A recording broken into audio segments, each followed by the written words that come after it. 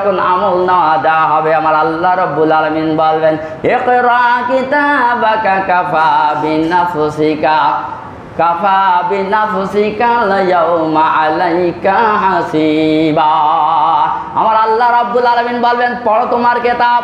দুনিয়ার জীবন জিন্দেগিতে তোমাকে দুনিয়ায় পাঠাইছিলাম, তুমি কত ভালো কাজ করেছো, কত মন্দ কাজ করেছো, জীবন জিন্দেগিতে যা কিছু করেছো সব তোমার কাছে এখন দেওয়া হলো।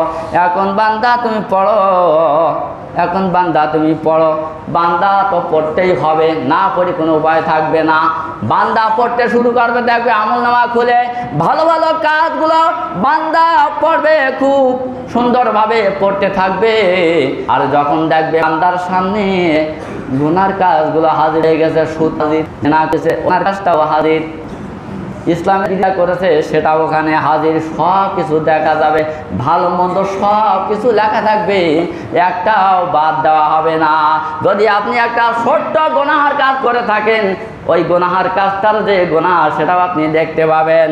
আবার যদি একটা ছোট্ট একটা ভালো কাজ করে থাকেন আপনার জীবনে, সেটাও আপনি দেখতে পাবেন।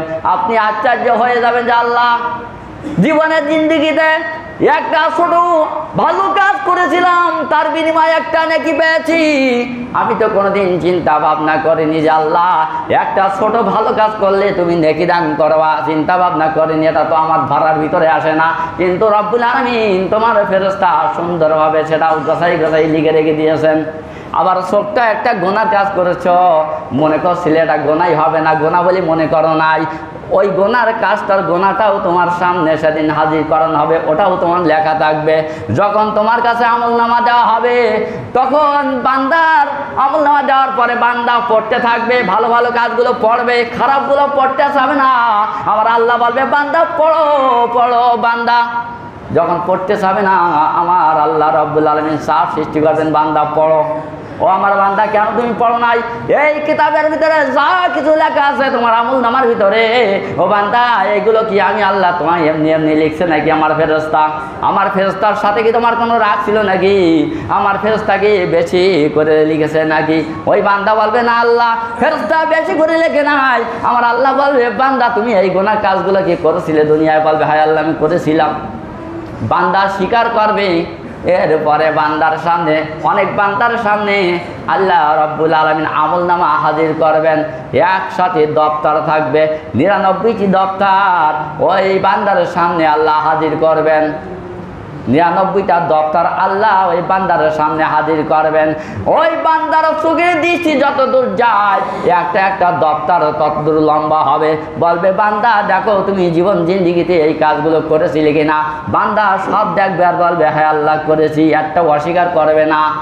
গোটা কাজগুলো স্বীকার করার পরে আমার আল্লাহ রাব্বুল আলামিন বলবেন বান্দা তোমার জন্য এখন আমি নেকি বলি ওজন করব, মিজানের পাল্লায় আমি এখন ওজন করব। ওই বান্দা বলবে আল্লাহ 99টা দপ্তরে সব দেখতেছি গোনা, একটাও তো নেকি নাই। ওগো আল্লাহ আমাকে আর নেকির পাল্লায় ওজন করে কোটি কোটি মানুষের সামনে আর আমার লজ্জা দেওয়ার দরকার নাই। ওগো আল্লাহ আমি তো দেখছি এমনি আমি জাহান্নামী হয়ে গেছি। আমার 99টা দপ্তর সব দেখতেছি, খারাপ কাজ, অন্যায় কাজ, অপকর্ম, কুকর্মগুলো সব এখানে হাজির। ওগো আল্লাহ আমি আর লজ্জা তো হইতে চাই না, আয় আল্লাহ আমাকে আর লজ্জা দিও না। আল্লাহ রাব্বুল আলামিন বলবেন বান্দা তুমি টেনশন করো না, চিন্তা করো না, আমি আল্লাহ ন্যায় বিচারক, ইনসাফ ভিত্তিক বিচার করব। এরপরে বান্দার যখন আমলনামার নেক আমলগুলো, বদ আমলগুলো যখন একটা পাল্লায় দেওয়া হবে, আর আল্লাহ রাব্বুল আলামিন নিজের থেকে একটা কাগজ অপর পাল্লায় দেওয়া হবে। যখন দুইটা জিনিস যখন দেওয়া হবে, একটা গোনা আর একটা নেকির পাল্লা, ওই আল্লাহ রাব্বুল আলামিন যে চিরকুটটা যখন ওই পাল্লায় চাপাই দেবেন, সাথে সাথে ওজন দেওয়ার ভিতরে দেখা যাবে আল্লাহ রাব্বুল আলামিন যে কাগজটা ওই পাল্লায় দিয়েছে, ওই নেকির পাল্লাটা ভারী হয়ে গেছে। সুবহানাল্লাহ। চিন্তা করবে আল্লাহ যদি আমার এমনি জাহান্নামে দিত তো আমি যেতাম। আল্লাহ যদি আমার নাম তো যদি বলতো জাহান্নামে চলে যাও তাহলে তো আমি যেতাম, কিন্তু আল্লাহ রাব্বুল আলামিন বলেন ওই কাগজটায় লেখা ছিল কি? আল্লাহর হাবিব বলেন ওই কাগজটায় লেখা ছিল আশহাদু আল্লা ইলাহা ইল্লাল্লাহু ওয়াহদাহু লা শারীকা লাহু ওয়া আশহাদু আন্না মুহাম্মাদান আবদুহু ওয়া রাসূলুহু। জোরে কেন আল্লাহু আকবার। আল্লাহর নামের কাছে, এই কালিমার কাছে পৃথিবীর কোনো গুনাহ টেকে না।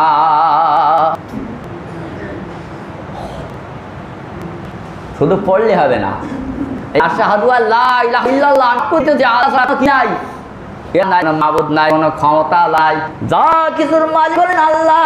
এই দুনিয়ায় আমরা কেবল শুধু তার গোলাম। এই দুনিয়ায় চলার পথে ওড়াতে যতদিন দুনিয়ার সমস্ত যা কিছু কর্ম সবমাত্র আমার আল্লাহর হুকুম অনুযায়ী হবে। ঠিক না? আল্লাহর হুকুম অনুযায়ী হবে। এরপরে যদি আপনি কালিমা এইভাবে পড়েন তাহলে ওই কাগজটা যখন দেবে আপনার নেকির পাল্লাটা ভারী হয়ে যাবে। যদি কারণ সুবহানাল্লাহ, আপনি নামাজ পড়বেন না, রোজা রাখবেন না, শুধু কালিমা আপনার কপালে হবে না। তবে যদি কোনো ব্যক্তি জীবনে একটিবার কালিমা পড়ে, কালিমা যদি বিশ্বাস করে, একদিন না একদিন ওই বান্দা আল্লাহর জান্নাতে যেতে পারবে। যদি কারণ সুবহানাল্লাহ। আল্লাহ রাব্বুল আলামিন বলেন ইয়াওমাইদিন তুআদুনা লা তাখফা মিনকুম খাফিয়া। আমার আল্লাহ রাব্বুল আলামিন বলবেন সেদিন আমার কাছে তোমাদের কৃতকর্ম কোনো কিছু গোপন থাকবে না, সব কিছু তোমাদের সামনে হাজির করা হবে। আম্মা মান উতিয়া কিতাবাহু বিয়ামিনিহি ফায়াকুলু হাউমুকরাউ কিতাবিয়া। আল্লাহু আকবার। আল্লাহ রাব্বুল আলামিন বলবেন সেদিন অনেকের আমলনামা ডান হাতে দেওয়া হবে। জোরে কান কোন হাতে? আমলনামা দুইটা ভাবে দেওয়া হবে। একটা হলো ডান হাতে দেওয়া হবে, যার আমলনামা ডান হাতে দেওয়া হবে তার কপাল খুলে যাবে। আর অনেকের বলা হয়েছে, দুইটা বর্ণনা বলা হয়েছে কোরআনুল কারিমের ভিতরে, যে গুনাহগারদের আমলনামা পিছন দিক থেকে দেওয়া হবে, আর একটাই বলা হয়েছে তাদের বাম হাতে দেওয়া হবে। দুইটা আয়াতের মিলে হলো গুনাহগারদের আমলনামাটা পিছন দিক থেকে বাম হাতে দেওয়া হবে। যাদের আমলনামা ডান হাতে দেওয়া হবে এরা খুশি থাকবে, শান্তি পেয়ে যাবে, বুঝতে পারবে যে আল্লাহ আমার আমলনামা যখন ডান হাতে দিয়েছি আমার নসিব খুলে গেছে, আমার জন্য জাহান্নামের কষ্ট আর লাগবে না, জাহান্নামে আল্লাহ নিবেন না, নিঃসন্দেহে আল্লাহ খুশি আমাকে জান্নাত দান করবে। জোরে কারণ সুবহানাল্লাহ। ওই ব্যক্তিকে যখন ডান হাতে আমলনামা দেওয়া হবে তখন আনন্দ করবে এবং বলবে ফায়াকুলু হাউমুকরাউ কিতাবিয়া। ওই ব্যক্তি যখন বলবে আত্মীয় স্বজন বন্ধু বান্ধব প্রতিবেশী যারা থাকবে সকলের কাছে ছুটে যেয়ে বলবে এই দেখো আমার আমলনামা আমার আল্লাহ দিয়েছে, এই আমলনামার ভিতরে কি আছে তোমরা দেখো। আমি নামাজ পড়তাম, রোজা রাখতাম, কোরআনের পথে ছিলাম, নবীর তরিকা চলতাম, আর তোমরা তো তা করতে না, উল্টোটা করতে। আজকে দেখো আমার আমলনামা আল্লাহ রাব্বুল আলামিন ডান হাতে দিয়েছেন, বান্দা খুশি হয়ে যাবে। আল্লাহ রাব্বুল আলামিন বলেন, ওই বান্দা তখন বলবেন ইন্নী জানাতু আন্নী মুলাকিন হিসাবিয়া। আমি জানতাম আমার এই আমলের কাছে আমার দেখা হবে, আমলের সাথে আমলের সামনে আমার হাজির হতে হবে, আর আমার মালিক আমার আমলনামা অবশ্যই দেবে, এটা আমি বিশ্বাস করতাম। এই জন্য আমি নামাজ পড়তাম, রোজা রাখতাম, হজ করতাম, যাকাত দিতাম, ভালো ভালো কাজ করতাম, দুনিয়ায় মন্দ কাজ করি নাই।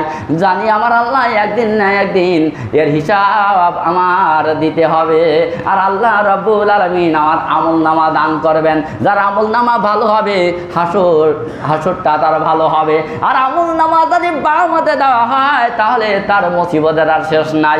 আমলনামা বাম হাতে দিলে জাহান্নামে যাওয়া লাগবে। কোন জায়গায় যাওয়া লাগবে? আমলনামা যদি পিছন দিক থেকে বাম হাতে দেওয়া হয় তাহলে জাহান্নামে যাবে। কোন মানুষকে আল্লাহ রাব্বুল আলামিন হিসাব ছাড়া জান্নাত দান করবেন, আবার কোন মানুষকে আল্লাহ রাব্বুল আলামিন হিসাব ছাড়া জাহান্নাম দান করে দিবেন। আমল ভালো করতে হবে, নেক আমল বেশি বেশি ভালো করতে হবে। যেটা করবেন আপনি চিন্তা ভাবনা করবেন যে এই কাজটা আমি করতে যাচ্ছি, আমার মালিক এই কাজের অনুমতি দিয়েছে কি না। আমার আল্লাহ রাব্বুল আলামিন এই কাজের হুকুম আমার পালন করার জন্য অনুমতি দিয়েছেন কিনা, আমার নবী এই কাজ করার জন্য অনুমতি দিয়েছেন কিনা, এটা আপনার ভাবতে হবে আর কাজটা করতে হবে। আপনি ভাববেন না, নিশ্চিন্তায় আপনি অন্যায় কাজ করবেন আর কোরআনের বিরুদ্ধে চলবেন, কোরআনের বিপক্ষে আপনি সমর্থন দেবেন, কোরআনের বিপক্ষে আপনি ইলেকশন করবেন, ভোট করবেন, দল করবেন, যা করবেন, কোরআন যদি অসন্তুষ্ট হয়ে যায় আমার মালিক অসন্তুষ্ট হয়ে যাবে। আপনার গোটা জীবনের নামাজ রোজা হজ যাকাতগুলো সব জ্বলে যাবে, একটারও নেকি আপনি কিয়ামতে খুঁজে পাবেন না। দেখবেন আপনি নামাজ পড়েছেন, রোজা রেখেছেন, হজ করেছেন, যাকাত দিয়েছেন, ভালো ভালো কাজ করেছেন, অথচ আপনাকে জাহান্নামে যাওয়ার জন্য আল্লাহ আদেশ দিবেন জাহান্নামে চলে যাও। তখন আপনি বলবেন আল্লাহ আমি তো নামাজ পড়েছি, রোজা রেখেছি, আয় আল্লাহ তোমার হুকুম পালন করেছিলাম, কিন্তু আমি কোরআন প্রতিষ্ঠিত করার জন্য, দিন প্রতিষ্ঠিত করার জন্য আমি করিনি, ওটা বিরোধিতা করেছিলাম। আমার আল্লাহ রব্বুল আলামিন বলবেন সকল নেক কাজগুলো তোমার এই কারণে ধ্বংস হয়ে গেছে। মানুষ যখন কোরআনের বিরুদ্ধে যায় বাদ বাকি দেখি কাজগুলো আর আল্লাহর কাছে মাকবুল হয় না। কোরআনের পক্ষেই থাকতে হবে, আপনি ইচ্ছা করে হোক আর অনিচ্ছায় হোক, আপনার কোরআন বাদ দিয়ে চলার ক্ষমতা নাই। আপনি যদি কোরআনুল কারীম বাদ দিয়ে চলেন তাহলে মনে করবেন যে আখিরাতে আপনার কষ্টর শেষ নাই, আল্লাহর কাছে জবাব দিতে পারবেন না। আপনার কোনো দরখাস্ত করা লাগে নাই, আপনার কোনো টাকা দেওয়া লাগে নাই, আপনাকে আল্লাহ তৈরি করে যা কিছু প্রয়োজন সব দিয়েছে বিনামূল্যে, কোনো টাকা দেওয়া লাগে না। কেন আপনি আল্লাহর গোলামি করবেন না? আল্লাহ যদি বলে তোর হাত দিলাম, তোর পা দিলাম, চোখ দিলাম, কোনোদিন টাকা নেয়নি, পয়সা নেয়নি, ভাড়া নেয়নি, কিছু নেয়নি, এরপর সুন্দর একটা পৃথিবী সৃষ্টি করে সেখানে তোর পাঠাইছিলাম, না নিয়ামত, সুন্দর খাদ্য, ফল ফলাদি সব কিছু দিয়েছিলাম, এরপরে কেন আমার বিরোধিতা করেছিলে বান্দা? তুমি কি জানতে না যে আমার বিরোধিতা করলে তোমাকে জাহান্নামে যাওয়া লাগবে? কোনো কথার জবাব দেওয়ার মতন পথ থাকবে না।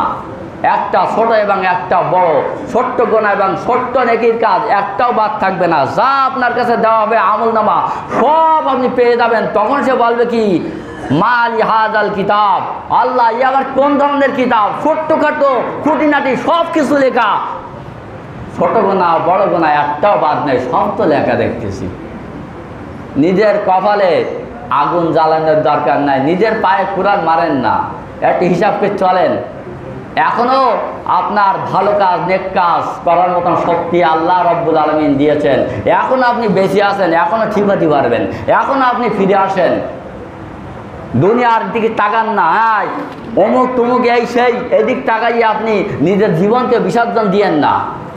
নিজে বোঝেন যে যত যুগে যুগে নবী এসেছেন কোরআনের দিন জমিনে, যে নবী এসেছেন তার উপরে যে কিতাব নাজিল হয়েছিল ওই কিতাব অনুযায়ী মানুষের কাছে দাওয়াত দিয়েছিল, কিতাব অনুযায়ী মানুষের কাছে বিচার ফয়সালা করার কথা আহ্বান করেছিল, যার কারণে যারা বিরোধিতা করেছিল তারাও নামাজ পড়তো অনেকে, তাদেরও দাড়ি ছিল, তাদেরও জামা ছিল, অথচ কোরআনের বিরুদ্ধে থাকার কারণে সব কিছু ধ্বংস। যুগে যুগে নবী রাসূল এসেছেন আল্লাহর দিন জমিনে প্রতিষ্ঠিত করার জন্য। আপনি মুসলমান নামাজ পড়বেন, রোজা রাখবেন, দিন প্রতিষ্ঠিত করার কাজ বিরোধিতা করবেন, এটা করবেন না, উল্টোটা করবেন, নিঃসন্দেহে আপনি বুঝে দেখেন আপনার আমলটা কোন দিকে চলে যাচ্ছে। নিঃসন্দেহে আপনি খারাপের দিকে চলে যাচ্ছেন, জাহান্নামের দিকে চলে যাচ্ছেন। মুসলমানের দায়িত্ব হলো আল্লাহর দিন জমিনে প্রতিষ্ঠিত করা, প্রত্যেকের উপরে ফরজ আইন, এটার দিকে খেয়াল রাখতে হবে। কোনো সুযোগ সুবিধার দিকে তাকাবেন দুনিয়ায়, আখেরাতে মারবেন। দুনিয়ার সুযোগ সুবিধা খুঁজতে গেলে আখেরাতে কিন্তু শূন্য হবে, আর দুনিয়ার সুযোগ সুবিধা আরামায়েশ খুঁজবেন না, আখেরাতে ডিগ্রি পাবেন, গোল্ডেন প্লাস পেয়ে আল্লাহ জান্নাতে যেতে পারবেন। আল্লাহ রাব্বুল আলামিন আমাদের সকলকে বেশি বেশি নেক আমল করার তৌফিক দান করুক, আমরা সকলে বলি আমিন। এই বলে আমার সংক্ষিপ্ত বক্তব্য এখানে শেষ করছি। আসসালামু আলাইকুম ওয়া রাহমাতুল্লাহ।